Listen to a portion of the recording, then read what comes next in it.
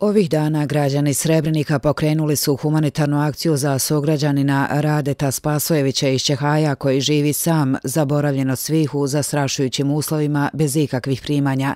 Oni koji put nanese kroz ovo srebrenčko mjesto svakodnevno sreću Radeta pored magistralnog puta Tuzla-Orašje pogleda uperenog prema gradu. Ne traži ništa.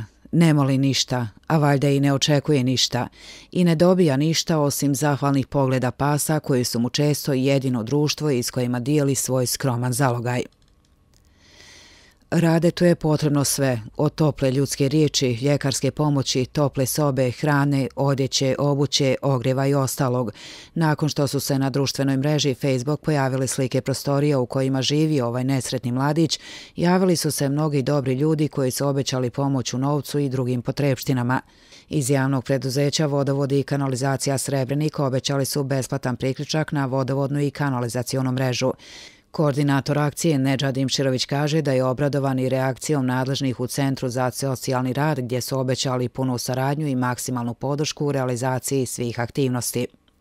Uputili smo jedan zahtjev, smatramo prioritetno Centru za mentalno zdravlje u Srebreniku, prvo da se utvrdi zdravstveno stanje Spasojević Rade.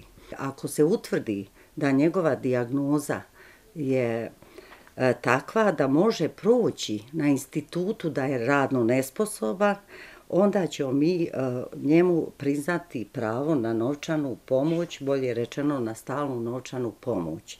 Uz priznavanje prava na stalnu novčanu pomoć, Rado automatski kao korisnik socijalne zaštite će ostvariti pravo na zdravstvenu zaštitu. Centar će iz svoje nadležnosti uključiti određen profil stručnjaka i uopšte rješavanje radino. Zahtjeva jedan multidisciplinarni pristup. Osim njegovog tog zdravstvenog oporavka, resocijalizacije, rehabilitacije, nužno je i stvoriti neke minimalne uslove za jedan solidan život.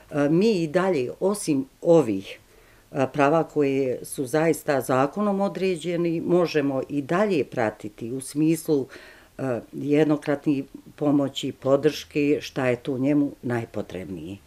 Tako da ja vidim da zajedno svi u jednom zajedničkom radu, u jednoj mreži saradnji, u jednom multidisciplinarnom pristupu možemo pomoći Radi da prevaziđe zaista svoju tešku tu situaciju koja ga je zadesila i da oporavi se, da pokušamo vratiti ga negdje u normalno funkcionisanje i da se može bolje snalaziti u društvenoj zajednici. Sugrađani kažu da je Rade bio običan momak, završio je zanat, sanjao svoje snove. Nekada se borio sa životom, a već odavno i to prestao.